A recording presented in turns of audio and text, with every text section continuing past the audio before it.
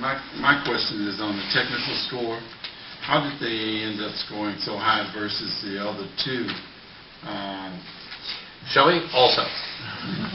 We looked at the firm's ability to be able to provide what it was we needed. And one of the things that was very important to us was that they had an extensive background or knowledge around working with mass transit.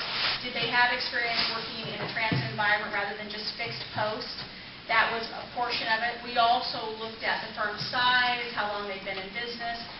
We looked at how they trained their officers. We considered their references. It was a very, very comprehensive review. And all that, including the pricing, is what brought them to their total final scores.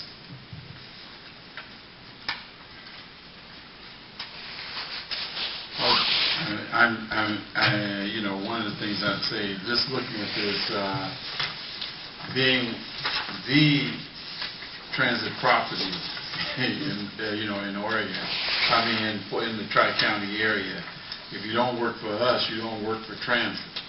So, if these are local companies or companies outside of the area? There were a total of eight people who put in bids. Several of them were in this side of the nation. They were not local companies that applied or that proposed. We had 5 bidders that made it through the first round of reviews. We sent out requests for best and final offer along with questions the committee had that would have helped to maybe change our scoring. Of the 5 people that we asked for additional information in best and final, 3 provided response to that, so 3 were responsive. Those are the 3 that I believe you see in your packet. Of the 3, 1 said that they would only accept the contract if we modified how we had actually put it out for bid. They weren't interested in our indemnification, so that we weren't too happy about that. So that really left us with 2.5 of my bidders from my perspective. And of those, Wackenhut was clearly the most technically capable and the most well-rounded in security to meet our needs. Where were the other 2 located? Do you remember? One of them, Securitas, I know they work out of Seattle. I don't know where their home base is. And the other one is located further back east.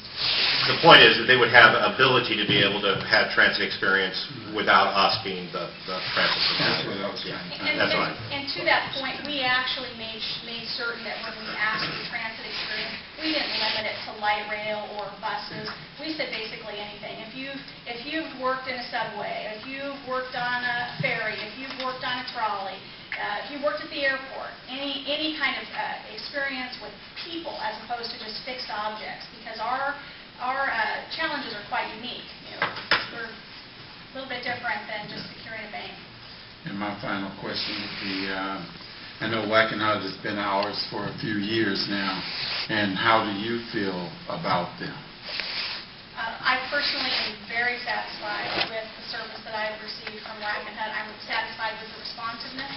I've appreciated when we were in our big ramp-up, how quickly they were able to meet the needs of the agency by bringing in people from off contract.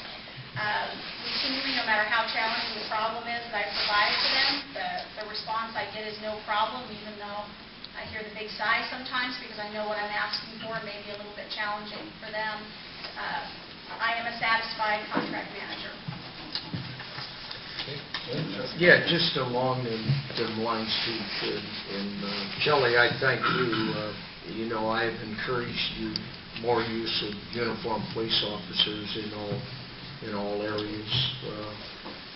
But I want to say, sitting down with you and listening to what this augments in the system, I've learned a little more about it. I know I've been critical of Wackenhut in the past, but I'm in favor of what you're doing here, and I thank you again for explaining that all to me.